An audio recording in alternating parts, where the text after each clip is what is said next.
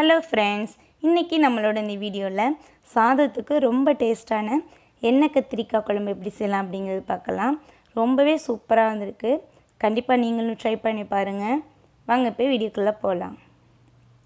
First நான் சட்டி அடுப்பில் வச்சுட்டு சூடானதுக்கப்புறம் எண்ணெய் சேர்த்துட்டேன். இப்போது இதில் சின்ன வெங்காயம் சேர்த்துக்கலாம். சின்ன வெங்காயம் இல்லை அப்படின்னா பெரிய வெங்காயம் சேர்த்துக்கலாம். இது லைட்டாக வதங்கட்டும், ரொம்ப வதங்க தேவையில்லை, லைட்டாக வதங்கினா போதும். இப்போ இதில் 10 பல்லு பூண்டு சேர்த்துக்கலாம். ஒரு துண்டு இஞ்சி சேர்த்துக்கலாம். பூண்டு இஞ்சி இல்லை அப்படின்னா இஞ்சி பூண்டு பேஸ்ட்டு 1 ஸ்பூன் சேர்த்துட்டா போதும். இப்போது இதில் 1/2 ஸ்பூன் மிளகாய்த்தூள், 1/4 ஸ்பூன் மஞ்சள் தூள், 1 ஸ்பூன் மல்லித்தூள் சேர்த்துக்கலாம். சேர்த்துட்டு இது மாதிரி நல்லா வதக்கி விட்டுக்கலாம். நமக்கு அடுப்பு சிம்மிலே இருக்கட்டும்.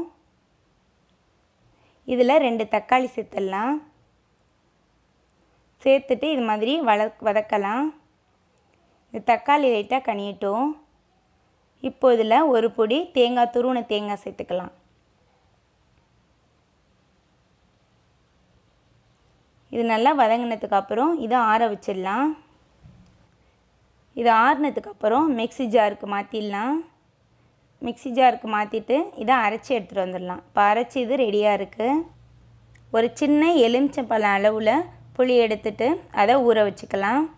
அது ஒரு பக்கம் ஊறிட்டு இருக்கட்டும். இப்போ நான் கத்திரிக்காய் எடுத்துட்டேன். கத்திரிக்காவில் காம்பை கட் பண்ணிடலாம்.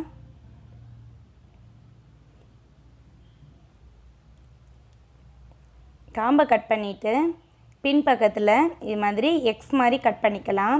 அப்போது தான் நமக்கு எண்ணெயில் ஃப்ரை பண்ணும்போது உள்பக்கம்லாம் நல்லா வெந்து கரெக்டாக வரும். அதனால் இது மாதிரி கட் பண்ணிவிட்டால் ரொம்ப கட் பண்ண தேவையில்லை, இது மாதிரி லைட்டாக கட் பண்ணிட்டால் போதும். பெரிய கத்திரிக்காயெல்லாம் 2ஆக போட்டுக்கலாம். கட் பண்ணி ரெடியாக இருக்குது. இப்போது சட்டி அடுப்பில் வச்சுட்டு அதில் நான் இன்றைக்கி நல்லெண்ணெய் சேர்த்துக்கிட்டேன்.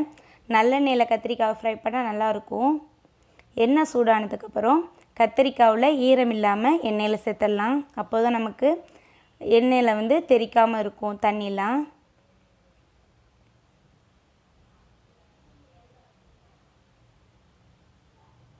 இப்போ இது மாதிரி கத்திரிக்காவை திருப்பி திருப்பி விட்டு ஃப்ரை பண்ணிடலாம். இது கொஞ்சம் நேரம் க்ளோஸ் பண்ணி வைக்கலாம். அப்போது தான் நமக்கு கரெக்டாக வெந்து அது ஃப்ரை ஆகும்.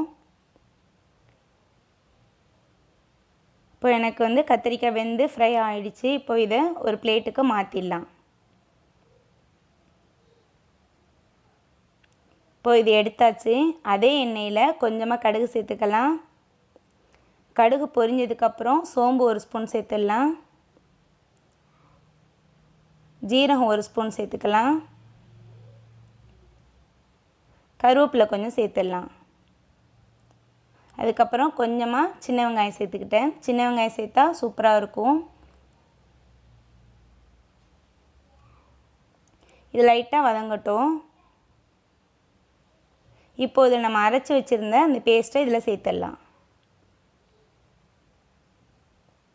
இது மாதிரி லைட்டாக மிக்ஸ் பண்ணி விடலாம். கொஞ்சம் நேரம் இது வதங்கட்டும். இப்போ இதுக்கு தேவையான அளவு கல் உப்பு சேர்த்துடலாம்.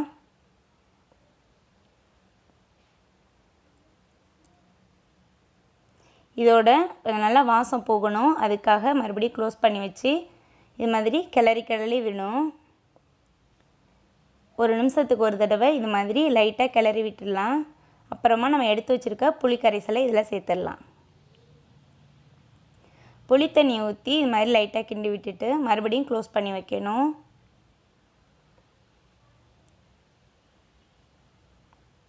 இப்போ ஓப்பன் பண்ணலாம்.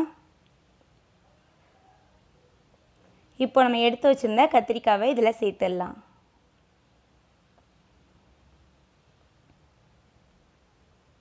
இது மாதிரி லைட்டாக மிக்ஸ் பண்ணி விட்டால் போதும்.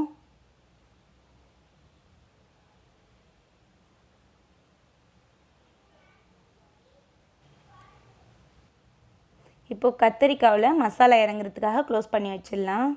இது ஒரு 2 நிமிஷம் கழித்து ஓப்பன் பண்ணலாம். ரொம்பவே சூப்பராக வந்திருக்கு.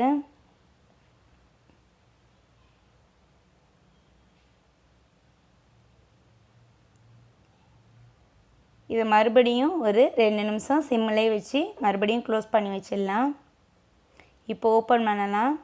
ரொம்ப சூப்பராக தளதளண்டு நல்ல ஒரு வாசத்தோட சூப்பராக வந்திருக்கு. கண்டிப்பாக நீங்களும் ட்ரை பண்ணுங்கள். ரொம்பவே டேஸ்ட்டு சூப்பராக இருக்குது. இது சூடான சாதத்தில் இந்த எண்ணெய் கத்திரிக்காய் குழம்பு ஊற்றி சாப்பிட்டோம் அப்படின்னா வேறு லெவலில் இருக்கும். உங்களுக்கு இந்த வீடியோ பிடிச்சிருந்துச்சி அப்படின்னா நம்மளோட சேனலுக்கு சப்ஸ்கிரைப் பண்ணுங்கள். Okay, thank you.